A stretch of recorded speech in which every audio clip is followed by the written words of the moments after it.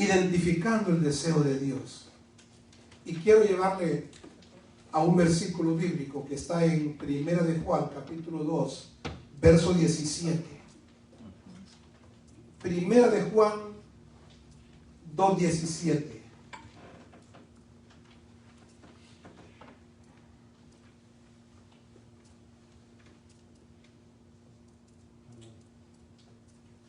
La Escritura dice: y el mundo pasa y sus deseos, pero el que hace la voluntad de Dios permanece para siempre. El mundo pasa y sus deseos pasan, pero el que hace la voluntad de Dios permanece para siempre. Hermanos, todo lo que está dentro del marco de este mundo terrenal terminará algún día. Pero hacer la voluntad de Dios y cumplir su deseo será algo que va a trascender por la eternidad. Yo vivo bajo ese convencimiento. Todo lo de este mundo, aún las cosas placenteras, el pasear, el comer, el disfrutar, el ir de vacaciones, el tener una buena casa, el andar un buen carro, todo eso va a pasar. Las enfermedades, las deudas, el dolor, el sufrimiento, las injusticias, la maldad de este mundo, todo eso va a pasar un día. Ya sea porque usted se va con Dios o porque Cristo venga. Pero todo eso va a pasar. Pero hacer la voluntad de Dios, cumplir el deseo de Dios en nuestra vida, eso es algo que sí va a trascender por toda la eternidad. Porque si usted hace la voluntad de Dios y usted cumple el deseo del Señor, eso no va a trascender por 100 años. La Escritura dice que va a trascender por 1000 años primero y después una eternidad. Vale la pena entonces hacer la voluntad de Dios, cumplir el deseo de Dios y no estar tan enfocados y tan enamorados de las cosas de este mundo. Y quiero compartirle algunos deseos de Dios que necesitamos atesorar en nuestra vida. Y son deseos que están en el corazón de Dios para nosotros. Le voy a compartir 3 deseos que están en el corazón de Dios y que usted y yo debemos de atesorar. El primero de ellos, Dios quiere ver hermanos que honran. Dios quiere ver en usted y en mí creyentes que aprendemos a honrar. No es fácil hacerlo. Se lo aseguro, no es fácil. Implica tantas cosas poder honrar a Dios. Pero Dios quiere que usted y yo seamos creyentes que honran. Y le llevo a un versículo bíblico que está ahí. Ahí está, en Malaquías, capítulo 1, en el verso 11. Malaquías es el libro que está antes del Nuevo Testamento, antes de San Mateo. Y en ese libro de Malaquías, capítulo 1, verso 11, dice la palabra: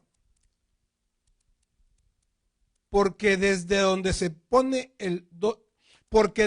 donde el sol nace hasta donde se pone, es grande mi nombre entre las naciones.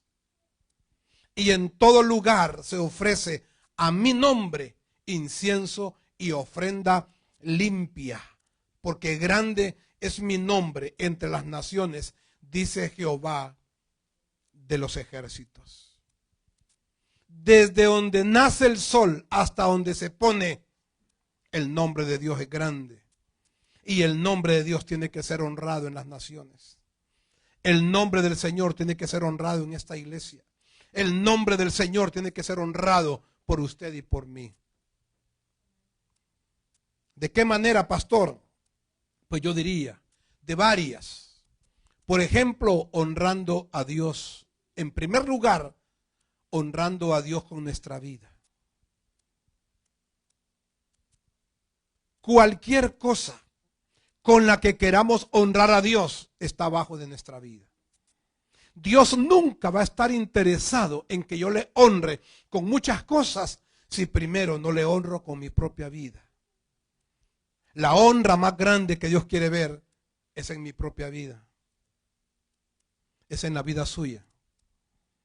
Honrando a Dios con nuestra vida. Eso significa exponer vidas santas, exponer vidas dedicadas, obedientes, exponer vidas que glorifiquen a Dios en todo. Y usted me dice, pastor, pero eso no es fácil. Eso no es fácil. Óigame, honrar a Dios y glorificarle en todo lo que es su vida, en todo el compendio de nuestra vida, no es fácil. Porque tiene que ver con actitudes, con palabras, con reacciones, con las decisiones, con lo que yo hago en la casa, con lo que hago en la calle, lo que hago en el trabajo, lo que hago en la iglesia, con lo que hago acompañado, con lo que yo hago solo, con lo que hago cuando me ofenden, con lo que hago cuando me honran. Tiene que ver con todo. Y eso no es fácil. En segundo lugar, honrando a Dios con nuestro servicio. La vida suya siempre para Dios estará por encima del servicio. Honrando a Dios con nuestro servicio. Que servirle a Él sea una prioridad. No importa los errores y los defectos que usted y yo tengamos. Todos los tenemos. Pero que servirle a Dios no sea algo secundario. Que servirle a Dios no sea algo si me queda tiempo. Que servirle a Dios no sea algo cuando yo tenga ganas. Servirle a Dios debe ser una prioridad. Y usted dirá que le digo esto porque soy pastor. No. Me convertí hace 31 años. Un día miércoles, 26 de abril del 89. 3 días después yo estaba participando en una consagración de diezmos. Y el día siguiente estaba en la iglesia limpiando sillas. Desde esos 3 días de convertido, servirle a Dios fue mi prioridad. No era un líder, no era un pastor. Pero me enamoré tanto de Jesús, me apasioné tanto por Él, que mi familia decía que me iba a volver loco por la forma en que le servía a Dios en la iglesia. Con una pasión, con una inocencia, con una entrega increíble. Y la misma entrega, la misma pasión que yo tuve para servirle a Dios, la tuvo mi familia cuando se convirtió a Cristo también. La misma actitud que yo tuve, igual lo hicieron ellos todavía. Y todavía servir a Dios es una prioridad para mí. Por eso se lo digo, servir a Dios debe ser una prioridad suya. Si no fuese una prioridad en la vida mía, yo no tendría cara para decírselo. Porque decir las cosas a otras personas sin dar el testimonio es una falta de respeto. No lo mencionaría en mi prédica mejor. Pero cuando usted practica algo, usted tiene el valor moral para poder demandar, animar, motivar, exhortar a otros. Que servirle a Dios sea un deleite. Servirle a Dios no puede ser una carga, un compromiso. Ay, que me toca hacer tal cosa. Mejor no lo hago. Porque servir a Dios siempre debe ser un deleite. Debe ser un privilegio, un gozo. Servir a Dios debe ser una pasión en el corazón nuestro.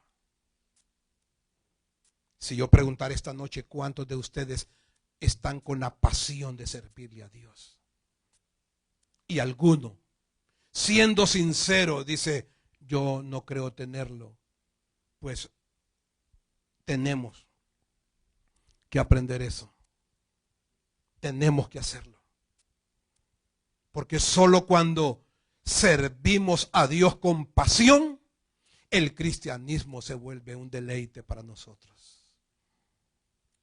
No es una carga. No es algo pesado cuando hay pasión en el corazón. Si no, mire la gente que va a los estadios. Y muchos hemos ido a un estadio a ver a una selección. ¿Sabe a qué hora la gente se va al estadio para poder ver un partido a las 7 de la noche? La gente se va a las 11 de la mañana. Yo soy de los que he estado a mediodía haciendo fila en un estadio. Y el partido empieza a las 8 de la noche. 8 horas parado. Miles de gente parados para poder entrar. Y después 2 horas en el puro cemento. No son sillas como estas. Es puro cemento. Y aguantando agua. Y salimos a las 11 de la noche del estadio contentos. 7 horas que no la sentimos. ¿Sabe por qué? Porque hay pasión. Porque apasiona el fútbol. Igual es en el Señor también. Honrando a Dios, amados hermanos, con nuestros bienes también. Honrando a Dios con lo que tenemos. Siendo buenos mayordomos. Siendo fieles a Dios en la parte financiera. Y cuando yo digo que hay que honrar a Dios con nuestros bienes, no solo estoy hablando de poder honrar a Dios con ofrendas y diezmos. No, no. Cuando digo que hay que honrar a Dios aún con nuestros bienes, es que todas las cosas materiales que tenemos vinieron del cielo. Dios nos las proveyó, por lo tanto yo debo honrar a Dios con lo que yo tengo. ¿Qué significa eso? Hónrelo con el carro que usted tiene. Su carro debe andar bonito, limpio, agradable, porque muchos no tienen y tienen que esperar el bus ahí enfrente de esta iglesia. Ahí se para el bus para andar en bus todo el día. Honre a Dios con su casa, porque muchos no la tienen. Cuídela, que su casa esté limpia, que su casa esté linda siempre. Hay que esforzarse. Es que no es fácil, sí, no es fácil. Para mantener un hogar lindo, agradable y precioso, no es fácil. Hay que dejar horas. Y el domingo todavía, pero su casa debe ser así. ¿Por qué? Porque es una manera de honrar a Dios con lo que Dios le ha dado. Honrar a Dios con su ropa. No trate su ropa de cualquier manera. Uno nunca debe dejar de aprender en la vida. Y yo cada detalle que voy viendo en alguna gente, yo aprendo. Una vez estaba con un pastor. Estamos en otro país. Y estamos en el hotel con el pastor. Y cuando íbamos a dormir, ya nos quitamos la ropa para ponernos pijama. Y yo recuerdo que él agarró su pantalón, el que andaba puesto todo el día, lo puso encima de la cama. Lo agarró bien y lo dobló por mitad, después para acá, después otro doblez y lo dejó bien y así y lo fue a guardar. Y él me dijo, fíjate que yo nunca he tirado la ropa en el suelo, me dice, aunque esté limpio el hotel, me dice, porque yo cuido mi ropa. Yo aprendí una lección. Yo digo, yo no voy a tirar mi ropa, aunque esté sucia en el piso, así. Eso es buena mayordomía. Honrar a Dios.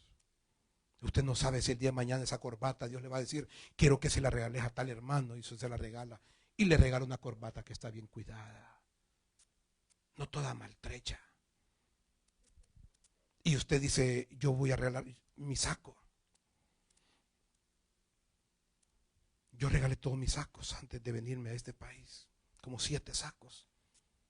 Pero me aseguré que estaban bien cuidados los sacos. Para que sean de bendición. Y usted no cuida su ropa, su casa, su carro por puro orgullo, nada que ver. Usted lo hace porque Dios dice que hay que honrarle con los bienes que nos ha dado. Y una manera de honrar es cuidar las cosas que tenemos. Su celular, su reloj, su computadora. Que no importa que tenga 3, 4 años, parece que está nueva. Todo por el cuidado. Porque habrá otro que tiene un celular de 1 año. Ay, Dios mío, como que tuviera 10. No se trata del tiempo. Se trata del cuidado que queremos darle a las cosas que Dios nos ha provisto. Eso se llama ser buen mayordomo de las cosas. Hermanos, honrando a Dios también con nuestros talentos y habilidades. Con lo que tenemos. Siendo buenos mayordomos de nuestros talentos, de nuestras capacidades y habilidades, poniendo en las manos del Señor lo que Él nos ha dado.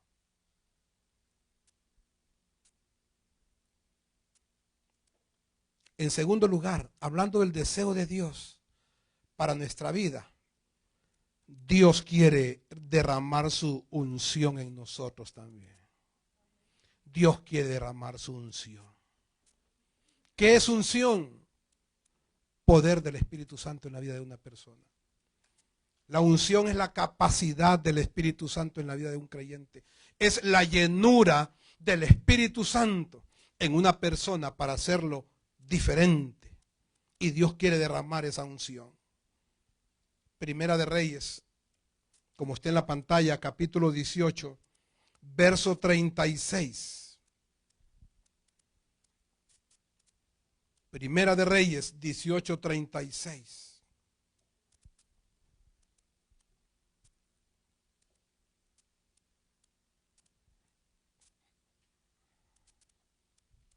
Cuando llegó la hora de ofrecerse el holocausto, se acercó el profeta Elías y dijo: Jehová, Dios de Abraham, de Isaac y de Israel, sea hoy manifiesto que tú eres Dios en Israel y que yo soy tu siervo, y que por mandato tuyo he hecho todas estas cosas.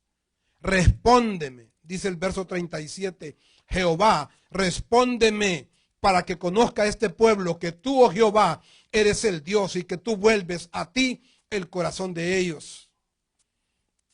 Entonces cayó fuego de Jehová y consumió el holocausto, la leña, las piedras y el polvo, y aún lamió el agua que estaba en la zanja. Viéndolo todo el pueblo se postraron y dijeron: Jehová es el Dios, Jehová es el Dios. Entonces Elías les dijo: prended a los profetas de Baal para que no escape ninguno. Y ellos le prendieron y lo llevó Elías al arroyo de Sisón y ahí los degolló. El poder de Dios se manifestó. La unción del Señor se manifestó en esa ocasión. ¿Y para qué necesitamos entonces esa unción y ese fuego de Dios?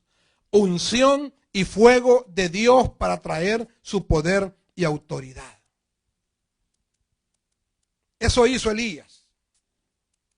Con el poder del Espíritu Santo dijo: Jehová, manifiéstate hoy aquí. Que sepa este pueblo que tú eres Dios. Y usted ve la victoria que hubo.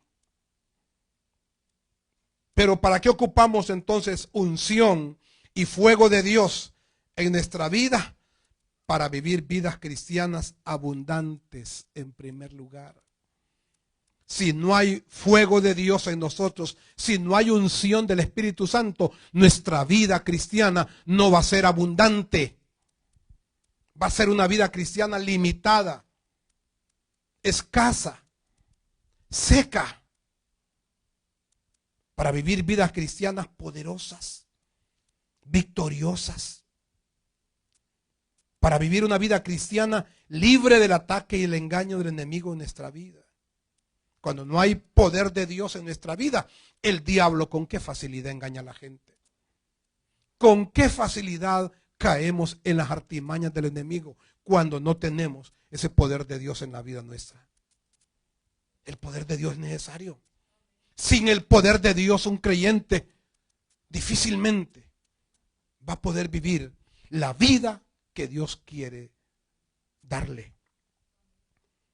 Hermanos, unción y fuego de Dios para transformar nuestra vida también. Solo cuando el fuego de Dios cae sobre personas, las podremos ver diferentes.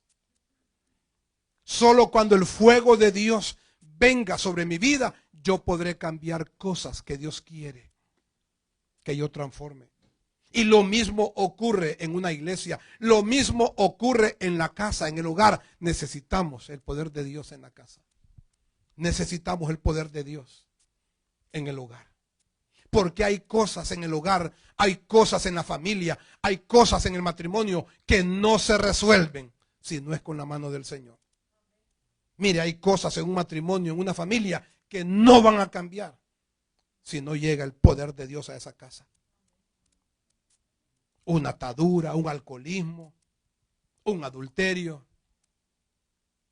tantas cosas que pueden haber en el orden familiar y que solo la mano de Dios con su poder va a poder cambiar esas cosas. Dígame a mí que he visto la mano del Señor transformando mi familia y transformando cosas que nunca hubiesen podido cambiarse si no hubiese sido por la intervención de Cristo en la familia y en la casa. A saber qué hubiera pasado si Cristo no aparece.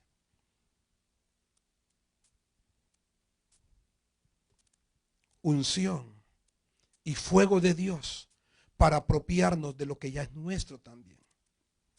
Hay muchas cosas que ante los ojos de Dios ya son de nosotros. Hay muchas cosas que Dios ya decidió que son nuestras. Por ejemplo, nuestra salud,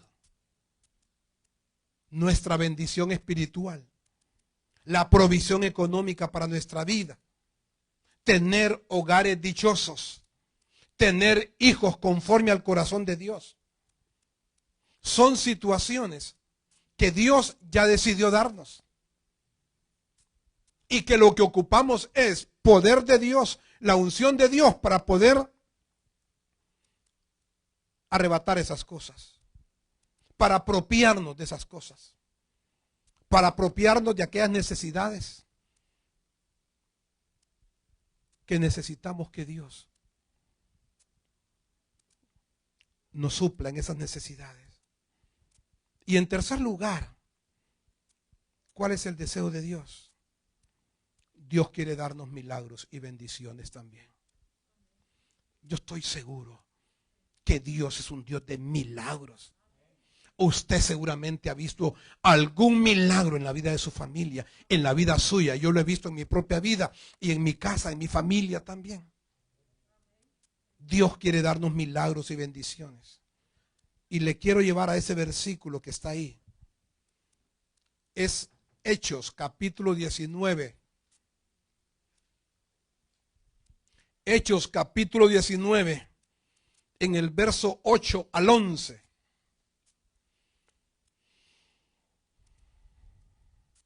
Está hablando de Pablo, del apóstol Pablo, y dice: y entrando Pablo en la sinagoga, habló con denuedo por espacio de 3 meses, discutiendo y persuadiendo acerca del reino de Dios. Verso 9. Pero endureciéndose algunos y no creyendo, maldiciendo el camino delante de la multitud, se apartó Pablo de ellos y separó a los discípulos, discutiendo cada día en la escuela de uno llamado Tirano.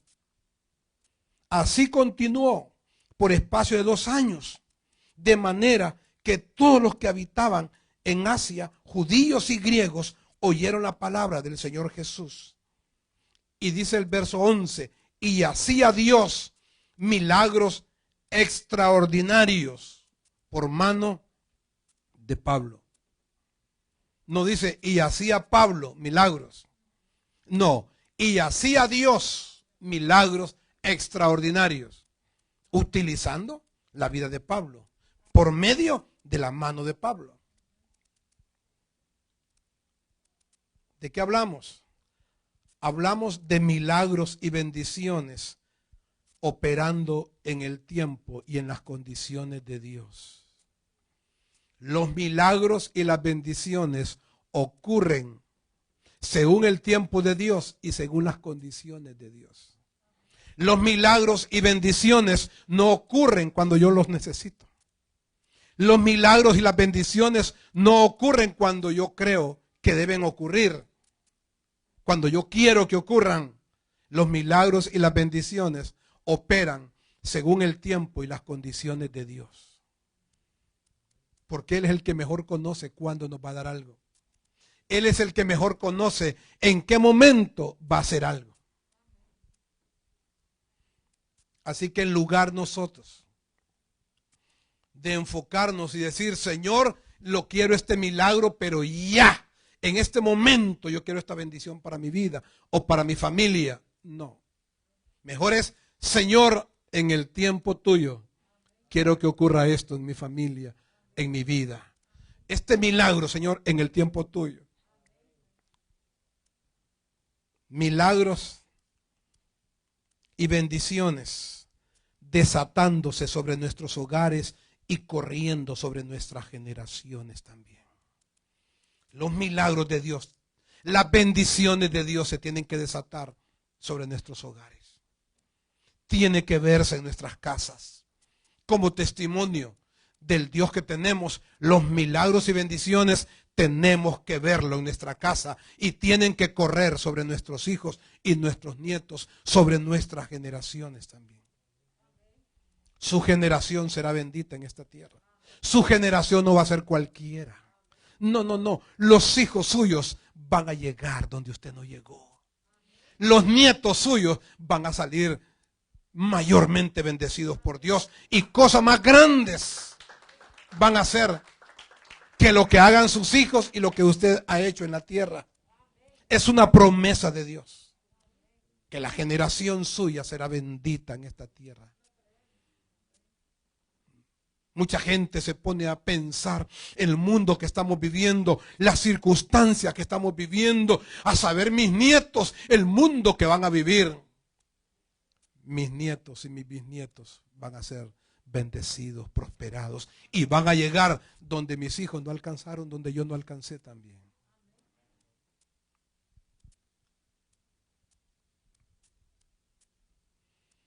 Milagros y bendiciones como resultado de la gracia y la fidelidad de nuestro Padre también.